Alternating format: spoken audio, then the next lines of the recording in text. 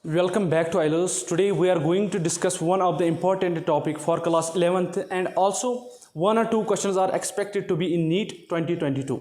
So आज का जो हमारा टॉपिक है वो है केल्विन साइकिल और C3 साइकिल.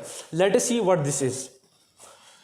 केल्विन साइकिल, इसको क्यों केल्विन साइकिल बोलते हैं? So it was scientist namely Melvin Calvin जिसने पहले ये डिस्कवर किया था और that is why we call it Calvin cycle. और साइंटिस्ट का नाम मेल्विन केल्विन था. So on his name we call it Calvin cycle. और C3 क्यों इसको बोलते हैं C3 साइकिल, ये हम आगे साइकिल में खुद देखेंगे कि इसको C3 साइकिल क्यों बोलते हैं. और ये ऑल दोज प्लांट्स में होता है जिनमें फोटोसिंथेसिस होती है.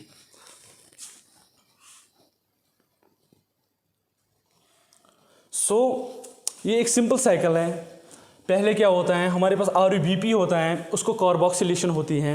उसके बाद दूसरा स्टेप क्या होता है, रिडक्शन होता है. और तीसरा स्टेप जो हमारा होता है वो होता है रिजनरेशन. पहला स्टेप होता है कार्बोक्सिलेशन, दूसरा होता है रिडक्शन और तीसरा होता है रिजनरेशन.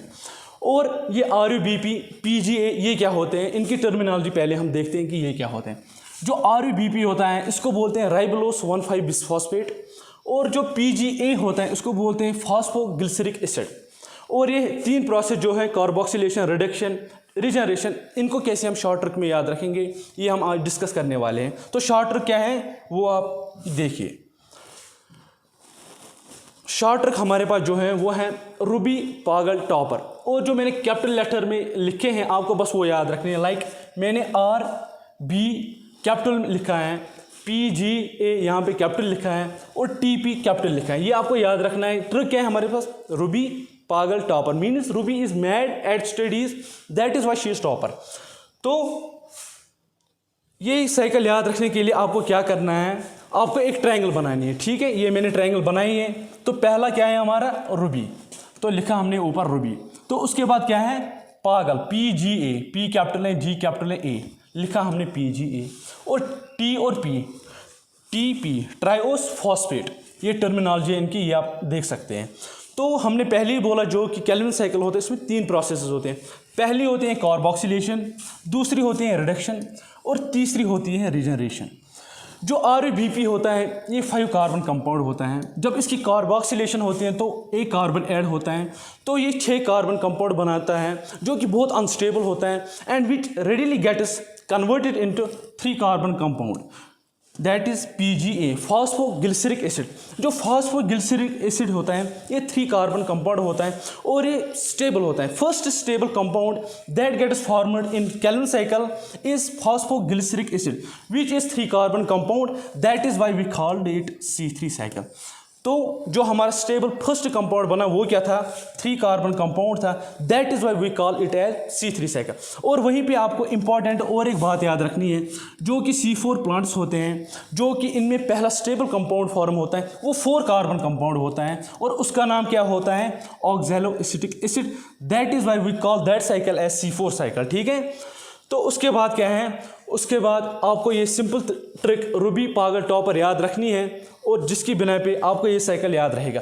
तो सब बन गया हमारा PGA फॉस्फोग्लिसरिक एसिड. इसमें क्या होता है, इसकी रिडक्शन होती है. दूसरा स्टेप हमारा क्या होता है रिडक्शन. जब इसकी रिडक्शन होती है तो ट्राइओस फॉस्फेट बनता है. जो ट्राइओस फॉस्फेट होता है ये बेसिकली कार्बोहाइड्रेट होते हैं और इनके बिना पे इनके बाद ये क्या बनाते हैं, सक्रोज बनाते हैं और स्टार्च बनाते हैं. और उसके बाद क्या होता है, जो ट्राइओस फॉस्फेट होता है उसकी रिजनरेशन होती है और जब रिजनरेशन होती है तो वापस RBP राइबोलोस 1,5 बिसफॉस्फेट हमारा बनता है. So it was simple trick Ruby पागल टॉपर जो कि आपको याद रखनी है ताकि आपको ये साइकिल याद रहे. और वन मोर इम्पॉर्टेंट थिंग जो मुझे आपके साथ शेयर करनी है, as we know NEET exams are soon coming on 17th. So I on behalf of team IELTS wish you all the best for your upcoming exams. और एक strategy simple सी मैं आपको बताना चाहता हूँ ताकि आप लोग ज़्यादा से ज़्यादा स्कोर कर पाओ. तो वो स्ट्रेटजी क्या है जो आपको अपनानी है ताकि आपको ज़्यादा से ज़्यादा मार्क्स आए.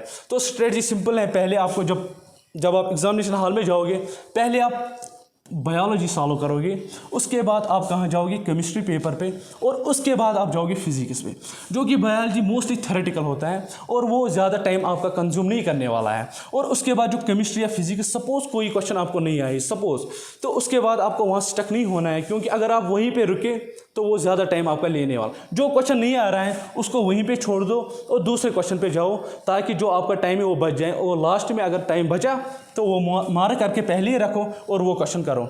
Thank you. It was all about today. I hope you got this video. For more interesting and knowledgeable videos, keep supporting us and do subscribe our channel. Thank you.